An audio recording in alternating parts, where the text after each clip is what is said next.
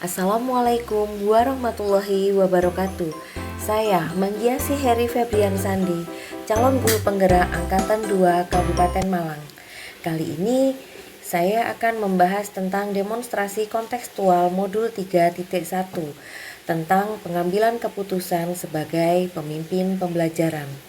Sebelum masuk kepada pertanyaan, saya akan memberikan ringkasan dari modul 3.1, yakni tentang perbedaan dilema etika dan bujukan moral, 4 paradigma pengambilan keputusan, 3 prinsip pengambilan keputusan, dan 9 langkah pengujian pengambilan keputusan.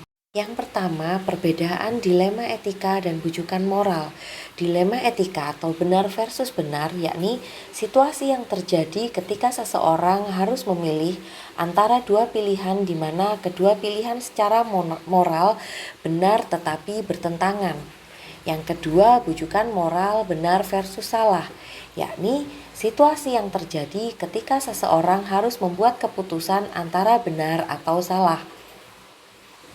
Selanjutnya, 4 paradigma pengambilan keputusan. Yang pertama, individu lawan masyarakat atau individual versus community. Yang kedua, rasa keadilan lawan rasa kasihan atau justice versus mercy. Yang ketiga, kebenaran lawan kesetiaan atau truth versus loyalty. Yang keempat, jangka pendek lawan jangka panjang atau short term versus long term. Yang ketiga, 3 prinsip yang melandasi pengambilan keputusan, yakni pertama, berpikir berbasis hasil akhir atau end-based thinking. Yang kedua, berpikir berbasis peraturan atau rule-based thinking. Yang ketiga, berpikir berbasis rasa peduli atau care-based thinking. Selanjutnya, 9 langkah pengujian pengambilan keputusan. Yang pertama, mengenali bahwa ada nilai-nilai yang saling bertentangan dalam situasi ini. Yang kedua, menentukan siapa yang terlibat dalam situasi ini. Yang ketiga, kumpulkan fakta-fakta yang relevan dengan situasi ini. Yang keempat yaitu pengujian benar atau salah. Yang kelima, pengujian paradigma benar lawan benar. Yang keenam, melakukan prinsip resolusi. Yang ketujuh, investigasi opsi trilema. Yang kedelapan, buat keputusan. Yang kesembilan atau terakhir yakni lihat lagi keputusan dan refleksikan. Selanjutnya kita akan masuk kepada pertanyaan yang pertama, yakni bagaimana Anda nanti akan mentransfer dan menerapkan pengetahuan yang Anda dapatkan di program guru penggerak ini di sekolah atau lingkungan. Saya akan mentransfer dan menerapkan pengetahuan yang saya dapatkan di program guru penggerak di sekolah, yaitu pertama, melakukan konsultasi dan komunikasi dengan kepala sekolah atas hal-hal baik dalam program pendidikan guru penggerak.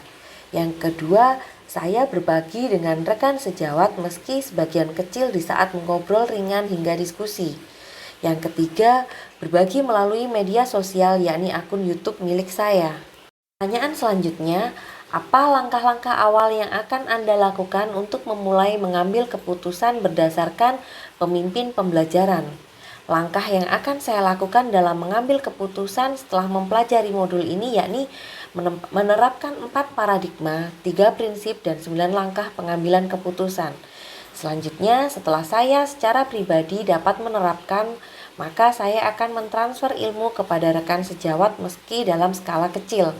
Meskipun dalam menerapkan dan mentransfer itu tidak mudah karena sangat diperlukan kesadaran diri dan komitmen setiap individu dalam menerapkannya.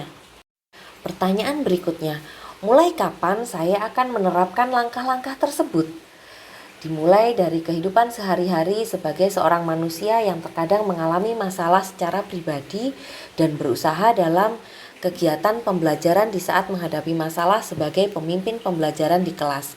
Dan rencananya saya akan mencoba menerapkan 4 paradigma, 3 prinsip, dan 9 langkah pengambilan keputusan yang akan saya ambil. Pertanyaan terakhir, siapa yang akan menjadi pendamping Anda dalam pengambilan keputusan sebagai pemimpin pembelajaran?